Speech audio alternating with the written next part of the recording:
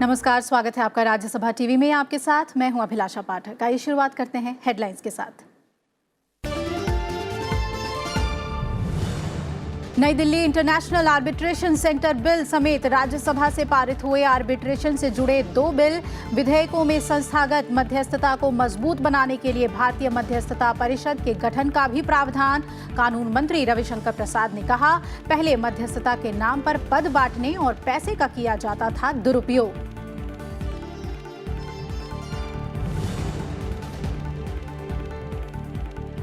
लोकसभा में वित्त विधेयक ध्वनि मत से पारित। वित्त मंत्री निर्मला सीतारमण ने कहा, निवेश बढ़ाने और नए कारोबारियों को प्रोत्साहन देने के लिए किए गए हैं टैक्स से जुड़े प्रस्ताव। कांग्रेस सांसद अधीर रंजन चौधरी की ओर से शुरू की गई चर्चा में विभिन्न दलों के सांसदों ने लिया हिस्सा।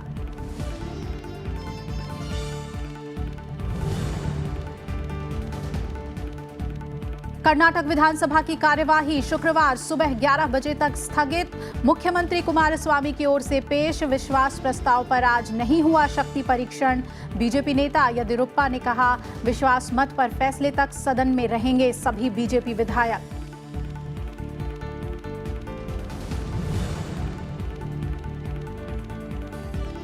सुप्रीम कोर्ट ने अयोध्या भूमि विवाद मामले में 31 जुलाई तक मध्यस्थता प्रक्रिया जारी रखने की दी मंजूरी। मध्यस्थता के नतीजों पर 31 जुलाई तक देनी होगी मांगी अंतिम रिपोर्ट। आगे की सुनवाई को लेकर सुप्रीम कोर्ट की संवैधानिक पीठ 2 अगस्त को करेगी फैसला।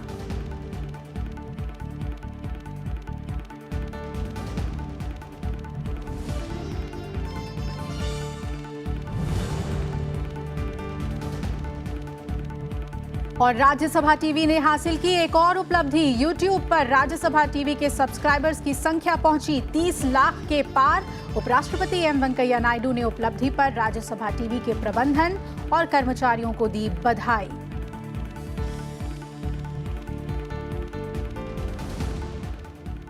राज्यसभा से आज 2 अहम विधेयकों को मंजूरी दी गई। इसमें नई दिल्ली अंतर्राष्ट्रीय मध्यस्थम केंद्र विधेयक और भारतीय पंचायत परिषद की स्थापना के प्रस्ताव से जुड़ा मध्यस्थतम और सुलह संशोधन विधेयक 2019 शामिल है।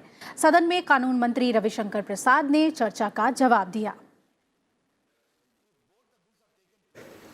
This whole arbitration ecosystem, as I said, is being sought to be built in the context of a larger narrative to make India a good place for doing business, for investment and also for dispute redressal. ये समझना बहुत जरूरी है sir. नई दिल्ली अंतर्राष्ट्रीय मध्यस्थतम केंद्र विधेयक का मकसद देश की राजधानी दिल्ली को वाणिज्यिक मामलों की मध्यस्थता का केंद्र बनाना है। लोकसभा से इस विधेयक को मंजूरी मिल चुकी है। वही मध्यस्थतम और सुलह संशोधन विधेयक 2019 में भारतीय पंचायत परिषद की स्थापना का प्रस्ताव है। संसद की मंजूरी के बाद ये विधेयक अध्यादेश की जगह लेगा। इससे पहले दोनों विधेयकों पर चर्चा में हिस्सा लेते हुए विभिन्न दलों के सांसदों ने अपने विचार और सुझाव रखे। If you want to become an attractive hub as a country for these dispute resolutions or arbitration, then why not have some kind of a defined time frame?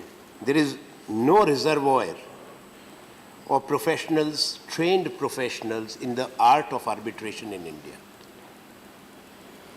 Now the bill says that they will create an academy, they will try to train people, but as of now there is a dearth. And that's why the choice falls on retired judges. Make it totally independent. I echo Mr. Sharma's point that definitely they should not have any government officers serving in it, sir. This should be the next step in which we should take it forward, sir. They should be totally independent. Then only the international investors or even the domestic investors will have the confidence, real confidence in the body, sir. It is essentially a Government of India arbitration center. Better to name it not New Delhi Arbitration Center. It is a Government of India Arbitration Center. There should not be any ambiguity thereafter. Totally manned, managed and controlled by the government. Where is the investor-friendly procedural framework? Where is the transparent process for appointment and removal of the members? So if the bill in the present form is passed, the independence and credibility of the institution shall be compromised once and for all. ये corporate sharks जो होते हैं उनकी मदद करने के instruments बन जाते हैं। वो बिजनेस के सहारे अपने आप को आगे कम बढ़ाती हैं, छोटी कंपनियों को स्वैलो करके उनको निगल करके अपना पूंजी बढ़ाती हैं। और ये अमेलगमेशन का जो सिस्टम चल रहा है इसमें कहीं ना कहीं जो जुडिशियल प्रोसेस है या नेगोशिएशन के आर्बिट्रेशन के जो प्रोसेस हैं वो टूल बन जाते हैं। Independence of the arbitration council or arbitrator that you would try to pick up, accredited arbitrator for international disputes, wherein winning their confidence, the confidence is important, and that confidence comes when we are able to tell us it is an independent body. Under the 1996 Act, parties were free to appoint arbitrators. Under this bill, Supreme Court and High Courts may now designate arbitral institutions. For international disputes, Supreme Court has to recommend the arbitrator. Arbitrator पे यदि प्रश्न चिन्ह उठता है, if the integrity of the arbitrator is questioned, that should be tackled on a top priority basis, because if you don't address that, that may lead to further disputes और उसके बाद में सारी प्रक्रिया, सारे time bound, सब कुछ ध्वस्त हो जाते हैं। This act sets up, the amending act sets up a council of arbitration to promote arbitration. The New Delhi Act also has similar functions by promoting arbitration, promoting research on arbitration. There is some overlap. I'm not worried about overlap. India is a very large country. There's no harm if there's overlap between the functions that will be performed by the New Delhi Arbitration Center and the functions that will be performed by the Council of Arbitration. We must promote arbitration. जो 3 पदेन सदस्य वित्त मंत्रालय से नामित होंगे, मानवर इसमें एक संदेह प्रकट होता है कि जब चूंकि गवर्नमेंट के द्वारा नामित होंगे और जब गवर्नमेंट के द्वारा नामित होंगे तो गवर्नमेंट के विरोध में के साथ जो विवाद होगा उसमें इनकी पारदर्शिता पे डाउट होगा मानवर। इसलिए आर्बिट्रेटर के चयन और नियुक्ति के रूप में अधिक से अधिक पारदर्शिता पर ध्यान दिया जाए। Due course of time, when there will be more need for arbitration, as in the initial outset I told that economic activity increases, we will be in need of more centers. Will that be then also called as New Delhi Arbitration Center? That is a big question, sir. Why can't it be called as an Indian Arbitration Center? More than one when it comes. वहीं यौन अपराधों से बच्चों का संरक्षण संशोधन विधेयक आज राज्यसभा में पेश किया गया। केंद्रीय मंत्री स्मृति जुबिन ईरानी सदन में इस विधेयक को लेकर आईं और पेश किया। विधेयक में पॉक्सो कानून की धारा 4, 5 और 6 में संशोधन का प्रस्ताव है, जिसमें बच्चों के साथ होने वाले गंभीर यौन हमले की स्थिति में मृत्युदंड समेत कठोर सजा का विकल्प है। Srimati Smriti Zubin Irani to move for leave to introduce the Protection of Children from Sexual Offences Amendment Bill 2019. Sir, I rise to move for leave to introduce the Protection of Children from Sexual Offences Amendment Bill 2019. The question is that leave be granted to introduce the bill. Those in favor will please say aye. Aye. Those against will please say no. I think the ayes have it, the ayes have it, the ayes have it. Sir, I introduce the bill. Kulbhushan Jadhav पर अंतर्राष्ट्रीय अदालत के फैसले के बारे में विदेश मंत्री एस जयशंकर ने आज दोनों सदनों में बयान दिया। उन्होंने कहा कि पाकिस्तान जल्द से जल्द कुलभूषण जाधव को रिहा करे। विदेश मंत्री एस जयशंकर ने कहा कि सरकार जाधव के परिवार के साथ खड़ी है और इसी सदन में कुलभूषण की सजा के खिलाफ आईसीजे में अपील करने पर सहमति बनी थी।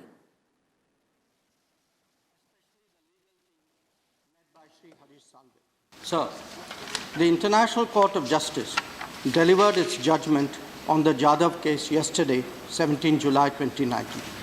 Significantly, the court unanimously found that it had jurisdiction on the matter and by a vote of 15-1 pronounced on other key aspects of the case. The sole dissenting judge was from Pakistan.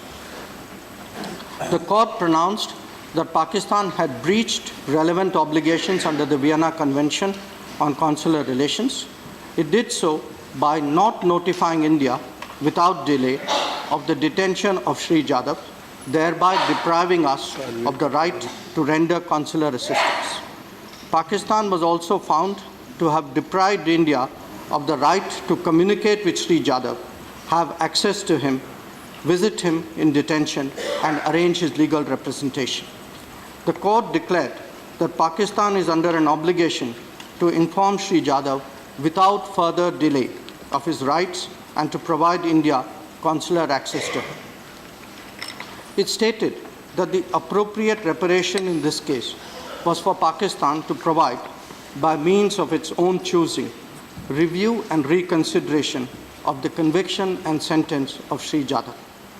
It bears noting that the court has re-emphasized that the review and reconsideration of the conviction and sentence must be effective.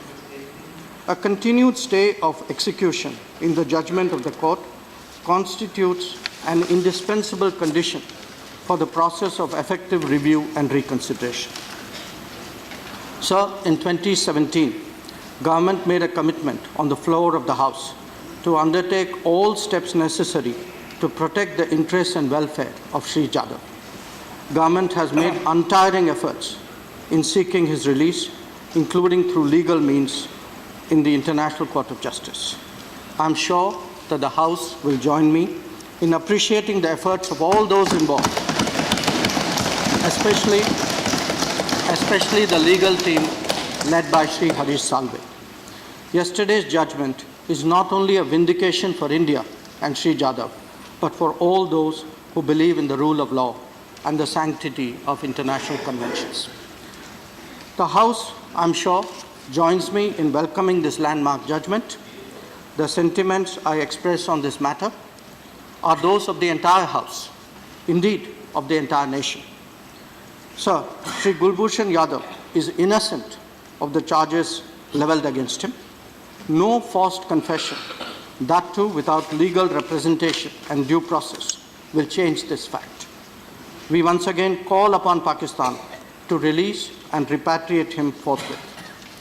I am confident that the House will join me in expressing its strongest solidarity with Sri Jadhav's family.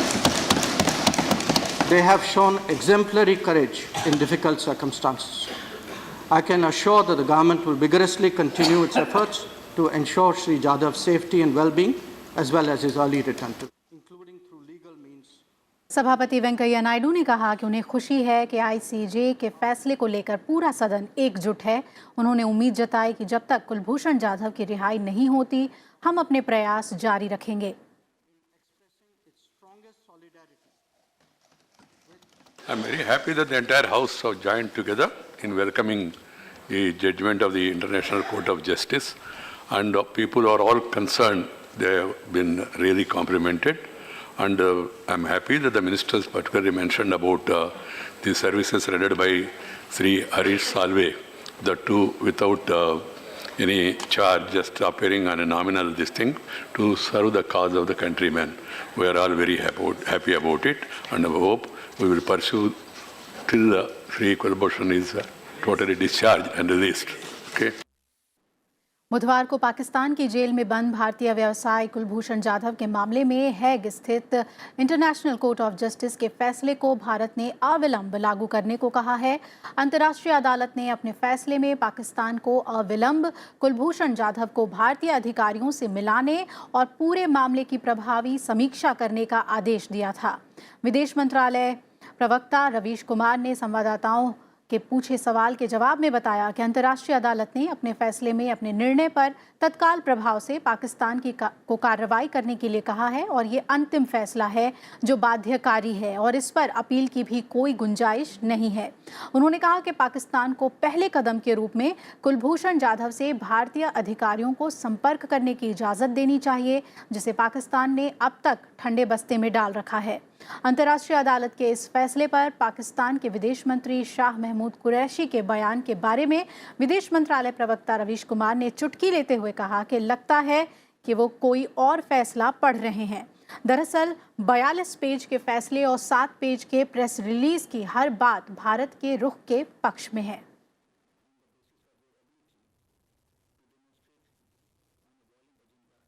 Frankly, it seems to me that they are reading from a completely different verdict.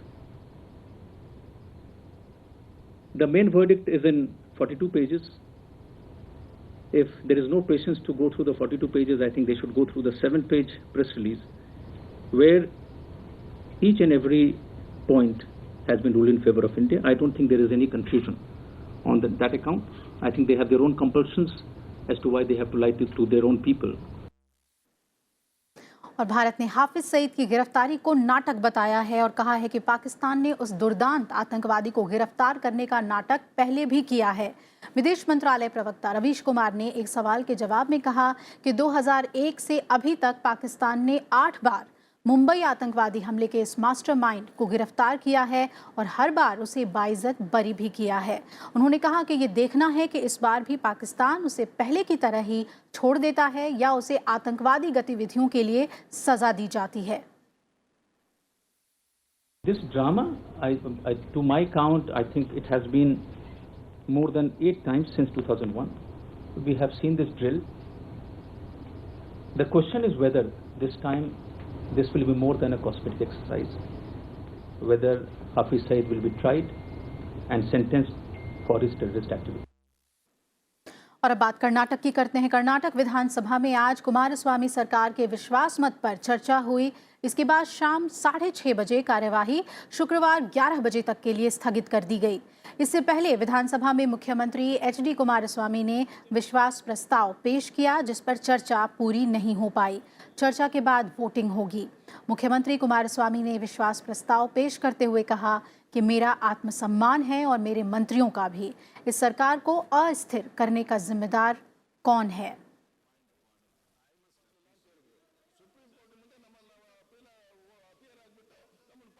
Lok Sabha ने वित्त विधेयक 2019 को मंजूरी दे दी है। वित्त विधेयक पर चर्चा का जवाब देते हुए वित्त मंत्री निर्मला सीतारमण ने कहा कि 2019-20 के आम बजट में कर प्रावधानों का मकसद जीवन स्तर और उसकी गुणवत्ता को बेहतर बनाना, लोगों की परेशानियों को कम करना और न्यूनतम सरकार और अधिकतम सुशासन को सुनिश्चित करना है। वित्त विधेयक पर चर्चा का जवाब देते हुए निर्मला सीतारमण ने कहा कि बजट 2019-20 का मकसद व्यापार, सुगमता, युवा उद्यमियों और मेक इन इंडिया को बढ़ावा देना है। उन्होंने ये भी कहा कि सरकार का इरादा भारत को दुनिया का बहुत बड़ा वित्तीय हब बनाने का है। उन्होंने कहा कि इस सरकार का मकसद डिजिटल लेन देन को बढ़ावा देना है। डिजिटल भुगतान से राजनीतिक दलों को मिलने वाले चंदे में अधिक पारदर्शिता आएगी। If we have already set ourselves a 10-year vision, we are also setting ourselves a 5-year target, all of which was explained during the budget. This finance bill, through the finance bill, essentially through the various taxation proposals that we are bringing before you, we are underlining the fact that Make in India needs to be given greater push. And that is why when you look at the direct tax amendments, as I mentioned in the morning, are looking at 7 acts, all of which are getting amended in some way or the other, relate to the reduction in corporate tax rate, where in order to reduce the effective tax on corporates, वहीं नीति आयोग में आज भारतीय कृषि में क्रांतिकारी बदलाव के विषय पर मुख्यमंत्रियों की उच्चाधिकार प्राप्त समिति की पहली बैठक संपन्न हुई। समिति के संयोजक महाराष्ट्र के मुख्यमंत्री देवेंद्र फडणवीस के अलावा हरियाणा, अरुणाचल प्रदेश और गुजरात के मुख्यमंत्रियों और केंद्रीय कृषि, ग्रामीण विकास और पंचायत राज मंत्री नरेंद्र सिंह तोमर ने बैठक में हिस्सा लिया। बैठक में कृषि में नवीन परिवर्तनों, किसानों की आय बढ़ाने और कृषि क्षेत्र में समयबद्ध ढंग से सुधारों के क्रियान्वयन पर चर्चा हुई। समिति 2 महीने में रिपोर्ट देगी। जिस प्रकार के रिफॉर्म्स हमने करने चाहिए, जो कृषि केंद्रित हो, जो कृषक केंद्रित हो, जो कैपिटल और मार्केट दोनों का एक्सेस ये किसानों को दे, इस प्रकार के हमने सुधार किए नहीं, इसलिए एक मोनोपोलाइजेशन हुआ और जिसके चलते जो कृषक केंद्रित और कृषि केंद्रित होना चाहिए उसका केंद्र कुछ मोनोपोलीज के हाथ में गया, और इसीलिए इसमें क्या बदलाव हम कर सकते हैं, इसका विचार करने के लिए ये बैठक हुई। उधर गुजरात में कांग्रेस के पूर्व नेता अल्पेश ठाकोर और कांग्रेस से इस्तीफा दे चुके पूर्व विधायक धवल सिंह झाला आज भारतीय जनता पार्टी में शामिल हो गए। दोनों ने आज गुजरात बीजेपी अध्यक्ष जीतू वघानी की मौजूदगी में सदस्यता ग्रहण की। अल्पेश और धवल सिंह झाला ने कांग्रेस से बगावत कर पार्टी से इस्तीफा दे दिया था।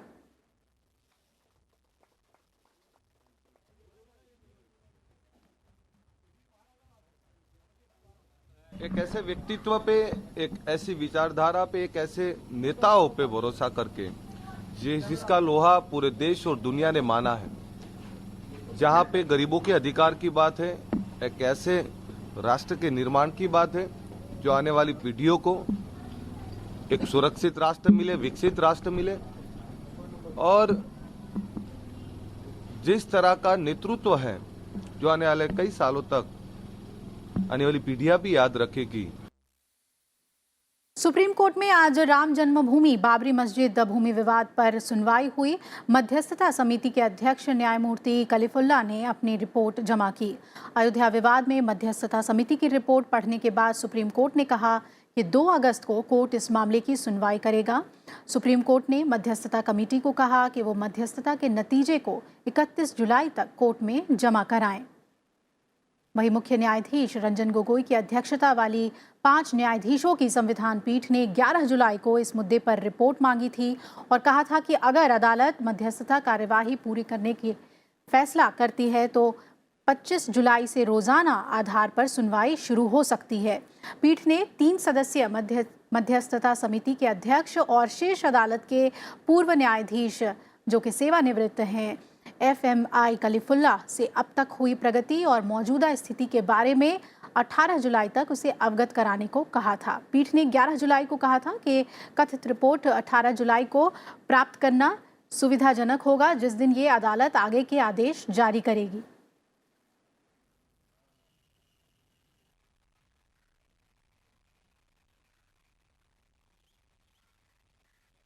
भारतीय अंतरिक्ष अनुसंधान संस्थान ने बताया कि चंद्रयान 2 की लॉन्चिंग 22 जुलाई को दोपहर 2:43 पर होगी। इसरो ने ट्वीट किया कि चंद्रयान 2 की लॉन्चिंग 15 जुलाई की रात 2:51 पर होनी थी, जो तकनीकी खराबी के कारण टाल दी गई थी। इसरो ने 1 हफ्ते के अंदर सभी तकनीकी खामियों को ठीक कर लिया है। चंद्रयान 1 की कामयाबी के बाद इसरो ने चंद्रयान 2 की योजना बनाई है और ये चंद्रयान 2 चंद्रमा की उस सतह पर जाएगा जहां आज तक कोई देश नहीं पहुंच पाया है।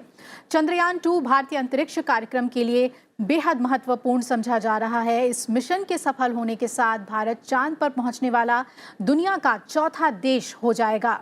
हालांकि इसके लिए कुछ और दिन इंतजार करना होगा। अब तक के सबसे शक्तिशाली लॉन्चिंग यान GSLV Mark 3 M1 रॉकेट के साथ 978 करोड़ रुपए की लागत से निर्मित चंद्रयान 2 की लॉन्चिंग होने की स्थिति में इसे चंद्रमा तक पहुंचने में 54 दिन लगेंगे।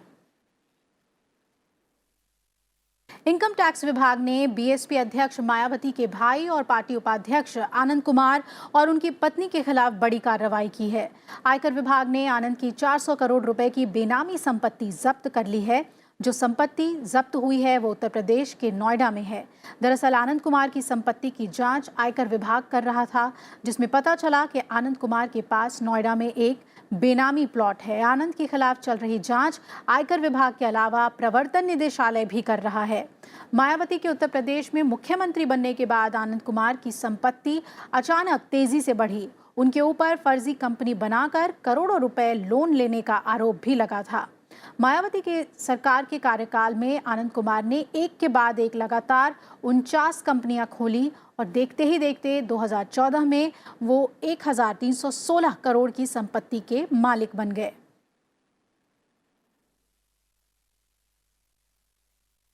देश में सबसे तेजी से आगे बढ़ने वाले चैनलों में से एक राज्यसभा टीवी के YouTube पर सब्सक्राइबर्स की संख्या 30 लाख के पार पहुंच गई है।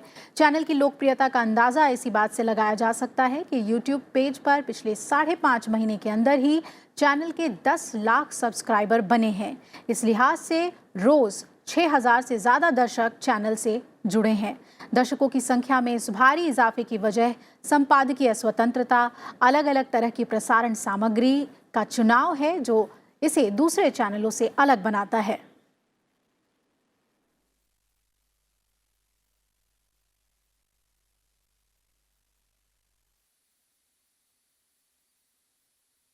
और उपराष्ट्रपति एम वेंकैया नायडू ने YouTube पर राज्यसभा टीवी के सब्सक्राइबर्स की संख्या 30 लाख पार करने के लिए राज्यसभा टीवी को शुभकामनाएं दी हैं।